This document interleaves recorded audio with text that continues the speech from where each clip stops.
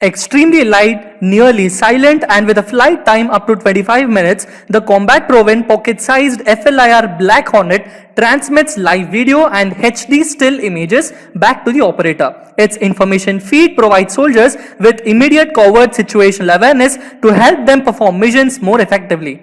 FLIR has delivered more than 12,000 Black Hornet Nano unmanned aerial vehicles to the defense and security forces worldwide. Hello and welcome to SSB Crack Exams. I am Hemant and now we are discussing the most important defense updates of 13th of May 2020. Before beginning, I would like to tell you that SSB Crack Exams is India's largest, most preferred online defense exams preparation portal. It is one-stop solution for you if you are preparing for NDA, CDS, AFCAT, INET, Territorial Army, and Indian Air Force Airmen Group X and Group Y. You can follow us on YouTube, Instagram, Twitter, and Telegram, and even directly visit us through our website learn.ssbcrackexams.com and download our app from Google Play Store, where you can have each and every defense-related important study material and content in your hand. Beginning with the question of the day that I have posted on yesterday on 12th of May 2020. The question was, which airport in India is known as the Mountain Shadow Air Force Base? The answer for this is Lokpriya Gopinath Bordolai International Airport. This is generally located at Guwahati and thus known as the Guwahati International Airport. Formerly, it is known as Bodhjar Airport, and this is the primary airport of the northeastern states of India. This airport is utilized both by the civilian authorities and by the Indian Air Force as the Mountain Shadow Air Force Base. Going on with the first and foremost important defense update, that the former DRDO chief and the current Niti Aayog member VK Saraswat sir has said that to DRDO to revive the work on biological defense program, and India is among the 183 countries that signed the Biological Weapons Convention of 1975. This is a very important convention that we have to consider. This convention prohibits the possession of biological agents and toxins. It prohibits all sort of biological agents and toxins.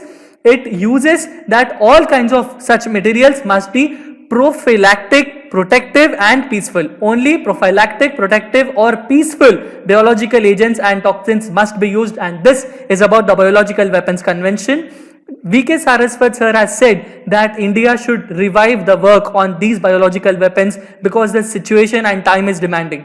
Because this update is important for us, we have to understand that what kind of laboratories under the DRDO will be working towards this particular biological defense program. It might be around 6 important laboratories, which include the Defense Bioengineering and Electromedical Laboratory located at Bengaluru, Defense Institute of Bioenergy Research located at Haldwani, Defense Food Research Laboratory at Mysore, Defense Institute of Physiology and Allied Sciences at Delhi, Defense Institute of High Altitude Research at Leh, and Defense Institute of Psychological Research in Delhi. All of these will be the most important organizations that will be working under the biological defense program if proposed and if kept under the work which by hinted by the Niti Aayog member Shri VK Saraswat sir. Going on with the next important update is that Ladakh is on high alert after old flashpoint at the Galwan River. You can see here all of this. This is the Galwan River, the blue line which you are seeing, that generally it's a Galwan River. This red line is the line of control and this is the territory which is claimed by India. All of this is very important for us. What happened here is that the Ladakh sector of India's disputed boundary with China continued to be on a very high alert, and the reports came as the Chinese People's Liberation Army had set up the tents close to the Galwan River and old 1962 flashpoint, and it has already started a construction across the Demchok area. Army did not comment on the Galwan confrontation but said that short duration face-offs do take place at the border dispute which China has not been resolved. And going on, because we are discussing about the Galwan River dispute at the Ladakh, we will also discuss about the amid tension in the Ladakh LAC, where IAF has sent Su-30s. Army says there is no build-up here, and the situation on the ground in the Pangong Tso area, the sources had said, had been brewing over 2 months when the Chinese People's Liberation Army had started objecting to the movement of Indian patrols to Finger 8. You call this Finger 8, Finger 5, Finger 2, all of these fingers are those important mountains that are hills that are located under this particular area. getting through more of this is that before this incident, an Indian Army helicopter carrying a senior officer came in close vicinity of two Chinese military helicopters in the area. Sources have said that Chinese helicopters came dangerously close to the Indian helicopter and Chinese personnel on board made aggressive gestures. And after the incident, two of these Sukhoi Su-30s are now there. Under the existing agreement between India and China, no fighter aircraft can come within 10 kilometers of the line of actual control without prior intimation to the either side. For helicopters, the distance to be maintained from the LSC is 1 kilometer. For all sort of aircrafts, it is 10 kilometers, and for all sort of helicopters, it is 1 kilometer. Going on with the next important update that which I have discussed from the introductory video is that the FLIR, it wins around $39.6 million contract. Now it is additionally to $20.6 million contract has been improvised here, and this contract is to provide Black Hornet nano unmanned aerial vehicle systems for the US Army's soldier borne sensor program. And these are extremely light, nearly silent, and with a flight time up to only 25 minutes. The combat-proven pocket-sized FLIR Black Hornet transmits live video, HD still images back to the operator. And to get more in detail about the speciality of this particular Black Hornet Nano UAV is that the length of this UAV is just around 6.6 inches. It carries a payload which include the cameras which produce live video and high definition images. It carries a field replaceable battery, and its surmounted propeller is around 12.3 centimeters in diameter. The weight of this particular nano unmanned aerial vehicle is just 32 grams, and the flight time is 25 minutes. It is highly endurable, and the speed of this particular nano UAV is 13 miles per hour. Radio range will be 1.24 miles, and it also includes night vision, inbuilt GPS, and autonomous flying gesture capabilities. Now we'll have the next important update for today, and that is that the THEMIS unmanned ground vehicle successfully towed a 32-ton VBCI fighting vehicle. A 32-ton VBCI fighting vehicle is a very heavy vehicle, and this particular unmanned ground vehicle is manufactured by an Estonia-based company which is known as Milrem Robotics. This has released a very short video that shows that how a 32-ton French VBCI infantry combat vehicle was successfully towed by its unmanned ground vehicle. This was originally developed to Mali with Estonian armed forces during the leading French counter-terrorism operation in April of 2019. The video is here for you.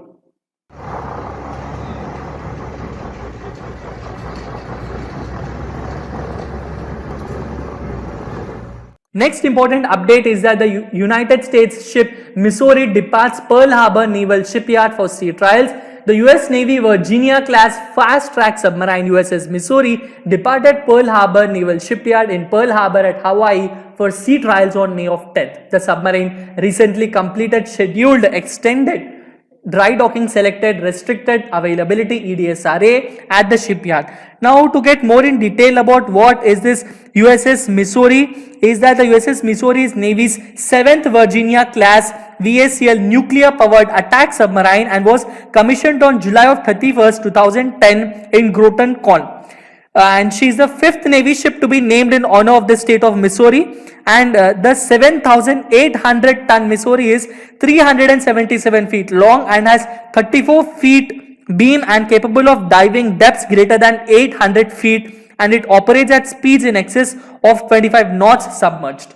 Now going on for the next important update is that the US Army orders additional IED hunters, IED meaning improvised explosive devices. The US Department of Defense has awarded a Virginia-based Chemring Sensors and Electronic Systems Incorporated a $2,002 million contract modification to manufacture and deliver the Army's Husky Huns improvised explosive devices. And those are here, the picture is here for you, and this particular announcement is made on 11th of May. Next important update is that the US defense contractor Sierra Nevada to deliver additional A-29 attack aircraft. These A-29 attack aircrafts are generally known as the Embraer EMB 314 Super Tucano. The aircrafts are here for you, and this is a very highly maneuverable 4th generation weapon system capable, and it can deliver precision guided munitions. This particular aircraft, it has been given for Combat Aviation Advisor Mission, for CAA mission. It is given for that. So the aircraft is already being used by the Afghan Air Force for close air attack, air interdiction, escort and armed reconnaissance mission. This is a very important update. And designed to operate in high temperatures and in extremely rugged terrains, the A-29 is a very highly maneuverable fourth generation weapon system aircraft, and the undelimited contracting action by the US Air Force is for the SNC as prime contractor and its partner Embraer Defense and Security to deliver a third A-29 aircraft, as well as the ground support equipment, pilot training, contractor logistics support, aircraft sparing and sustainment for CAA missions, which will help in building international partner capacity. Next important question is that the US Navy commences MQ-8C flight testing with new search radar. What is this MQ-8C, sir? This is a unmanned helicopter, a newest unmanned one, and the US Navy commenced the flight testing of this particular unmanned helicopter, which is designed and developed by the Northrop Grumman, and this generally completely known as the Northrop Grumman MQ-8C Fire Scout. It is equipped with the Leonardo AN-ZPY-8 advanced search radar. The Navy's newest unmanned helicopter is designed to operate concurrently with other airborne assets and literal combat ships, and the new radar will provide commanders an improvised and integrated intelligence.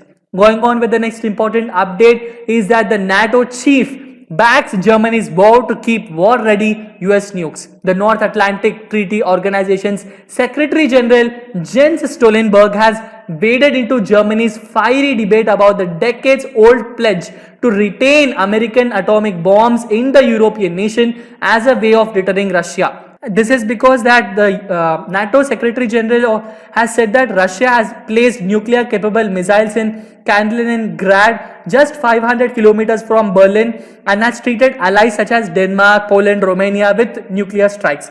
Russia also forcibly and illegally annexed the part of Ukraine, a country whose borders it had previously committed to respect in return for Ukraine giving up its own nuclear protection. These statements have been made by the NATO Secretary General, and the Germany's Defense Minister Kronberg has also said unto this. And while NATO views its own nuclear deterrent primarily as a political tool, Russia has integrated it as a nuclear arsenal into its military tool. That is what we have to remember. That is it for today's defense updates, guys. And regarding going through with the very quick review of the questions of the topics we have discussed, and the first and foremost important question is that the speed of Black Hornet Nano unmanned aerial vehicle is 13 miles per hour. Next question is the NATO Secretary General is Jens Stoltenberg. Next important question is the Defense Institute of Bioenergy Research is located at Haldwani.